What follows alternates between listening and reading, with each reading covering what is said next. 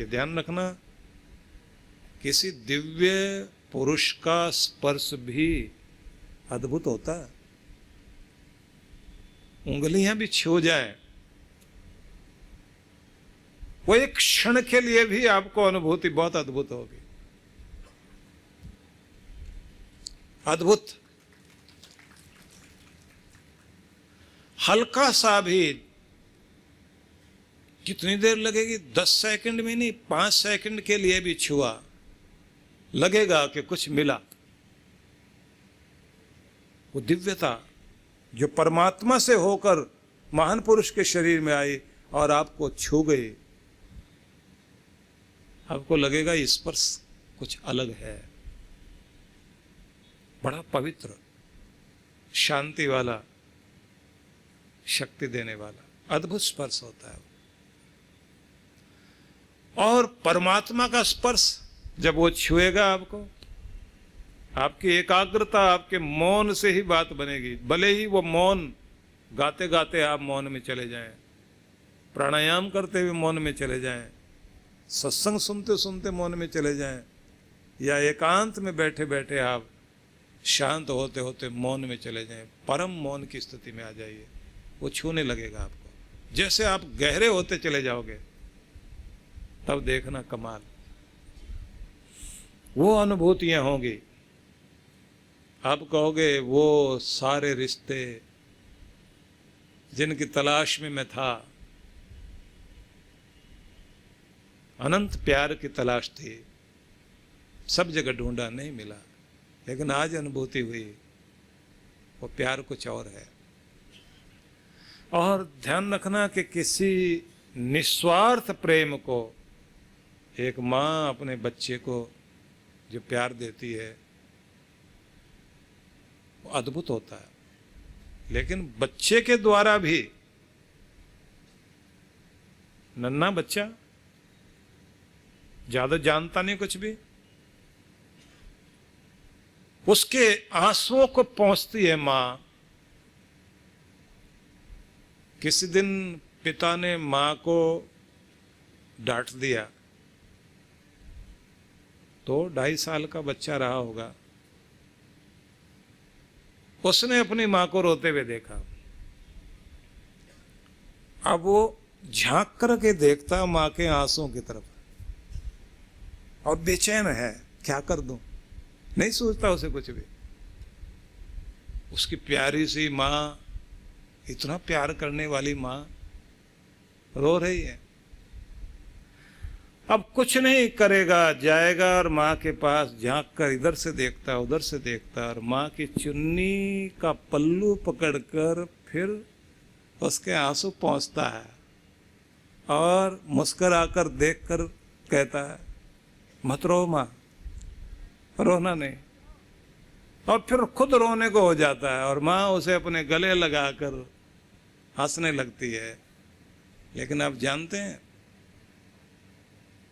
माँ उस चुन्नी को संभाल कर रखती है, धोती नहीं कई दिनों तक।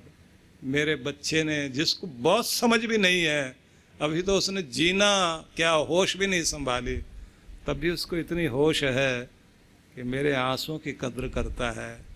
मेरे आंसुओं को पहुंचा, पहली बार जिस शुद्धता से इसने मेरे आंसुओं को पहुंचा है, माँ अपनी चुन्नी को भी संभाल के रख लेती है। ये पहला प्यार, हृदय का सच्चा प्यार मेरे प्रति मेरे बच्चे का उपजा है।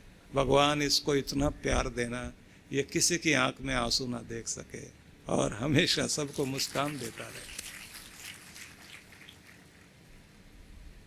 बहुत दिनों तक अपने बच्चे के उस रूप को याद करती है, वो रूप याद आता रहता है, नन्हा सा बच्चा जिस तरह से आके आंसू पहुंचता है।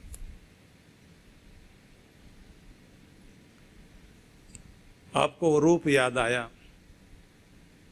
इंसान ढूंढता है ऐसे निश्चल, निर्मल, शुद्ध, पवित्र प्रेम को। जब वो प्रेम अतिशय रूप में सामने आता हो, कोई ऐसा मिले हमें हमको चाहे पर हमसे कुछ ना चाहे, हमको समझे, हमारे हृदय की गहराइयों तक हमको समझता हो, हमारे आंसू में जो अपने आंसुओं को मिला दे, हमारी मुस्कान में अपनी मुस्कान को मिला दे, हमारे दर्द में जो हमारे साथ दर्दमंद होकर के बैठ जाए, ऐसा कोई मिले? व्यक्ति सोचता है, लेकिन उससे भी आगे तो वही रोने ही ना दे।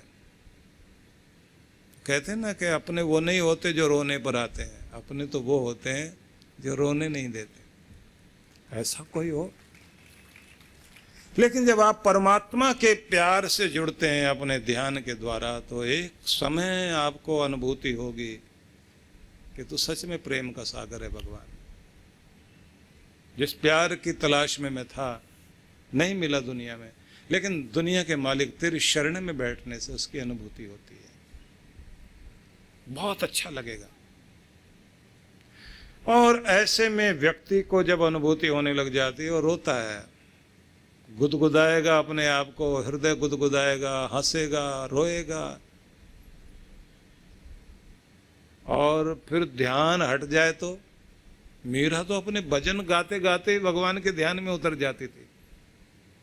और कभी अगर ध्यान नहीं लगा, भजन में मन नहीं लगा, और लग रहा है कि जैसे हाथ छुड़ाकर निकल गए हैं गोविंद, गा रही है, जो तुम छोड़ो पिया मैं नहीं छोड़ू रे। तुम छोड़ सकते हो, लेकिन कृष्ण मैं छोड़ने वाली नहीं हूं। तुम संग तोड़ो कृष्णा तो किस संग जोड़ू रे। अगर तुमसे कृष्ण तोड़ लो तो दुनिया में कोई है जो जिसके साथ ये रिश्ता जोड़ा जा सके? तुमसे बढ़कर तो रिश्ता दुनिया में कोई है ही नहीं। सबसे बड़ा रिश्ता तो तुम्हारा ही है। अपने गोविंद से, अपने भगवान से अनंत प्यार करते हुए हर पल की समाधि मीरा की, हर क्षण उसका ध्यान, उसके गीत में भगवान का भजन। इसलिए आप मीरा के गीत सुनोगे,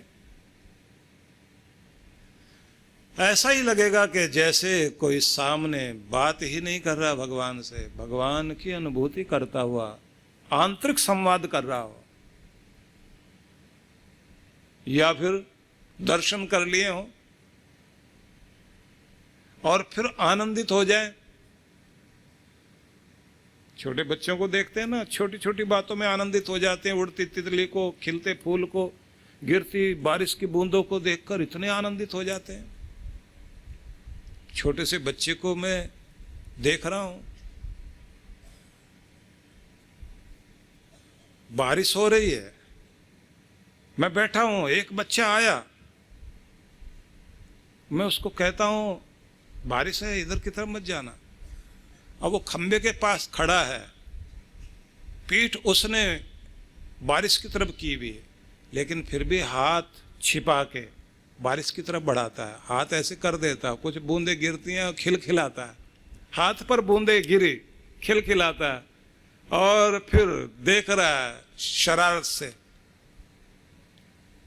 हमारी तरफ देख रहा है शरारत से। उसकी पूरी कोशिश है कि हमारा ध्यान इधर उधर हो और वो बारिश में चला जाए, अब बूंदों के साथ खेले। अलग ही आनंद है वो आह्लाद छोटे बच्चों में दिखाई देता है। ऐसा ही आप गुदगुदाओगे अपने आप को, भगवान के साथ जुड़ के अपने ध्यान में बैठो और आपको लगेगा मैया बरस बरस रसवारी, जगदम्बा बदली बन और प्रेम की वर्षा कर।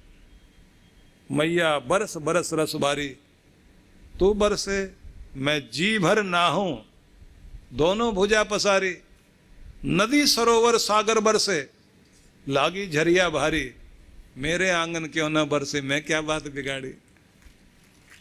बरस बरस रसवारी।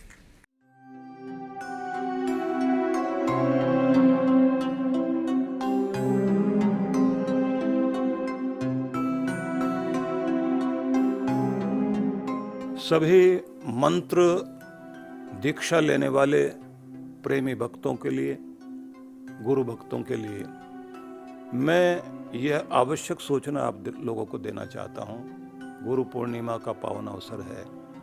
आप सभी अपने जीवन में जिन जिन भी प्रकार की परेशानियों से, दुख से, दिक्कतों से, संकट से गुजरे होंगे, या आपका सौभाग्य बनते हुए, सफलता बनते हुए रुकी होगी, कहीं ना कहीं कोई ना कोई नियम में उल्लंघन जरूर हुआ है, कहीं कृपा की कमी रह गई है, पितरों के आशीर्वाद की कमी रहेगी, देवताओं के आशीर्वाद की कमी रहेगी, प्रभु कृपा से हम कहीं ना कहीं वंचित रह गए। फिर से हमें एक बार क्षमा याचना करने के साथ साथ दोबारा अपने आप को परमात्मा से जोड़ने की आवश्यकता है, अपनी मंत्र शक्ति को जगाने की आवश्यकता है। मुझे जो इन दिनों साधना में बैठ कर के अनुभूति हुई है, उसके आधार पर ही मुझे ये निर्देश मिला कि मैं आपको ये विधि सिखाऊं, फिर से आपको जागृत करूं। इसलिए मैं आमंत्रण करता हूं आप सभी को, गुरु पूर्णिमा के अवसर पर ये जो कुछ ही दिन की तो योजना है, 1-1 घंटे का समय आप हर दिन मुझे देंगे और उसका परिणाम ये होगा कि आपके जीवन में एक बहुत बड़ा रूपांतरण घटेगा, जिस पर आप देखोगे एक सुरक्षा कवच आपकी ज़िंदगी के साथ जुड़ जाएगा। आप अपने आप को पहले से बेहतर अनुभव करोगे। बस समय निकालिए संकल्प के साथ, और गुरु अगर किसी बात के लिए आपको आग्रह कर रहे हैं तो फिर इस बात को ये समझ लेना चाहिए कि फिर ना लापरवाही और ना बहाना। हम लोग ऑनलाइन घर बैठे इस अनुष्ठान को पूरा कर सकते हैं, इसलिए निवेदन है आप सभी इसके लिए तैयारी कर लीजिए, क्योंकि इसमें शक्तिपात भी होना है। आपके समस्त चक्रों के ऊपर शक्ति और आपके मंत्र को फिर से जागृत करना, और आप पर प्रभु की कृपा और बन सके, इस निमंत्रण को स्वीकार कीजिए। और ये मेरा आग्रह है, ये मेरी जिद है आपके लिए कि आपने इसके लिए तैयारी करनी है और सबने बैठना है। मेरी बहुत बहुत शुभकामना आप सबके लिए।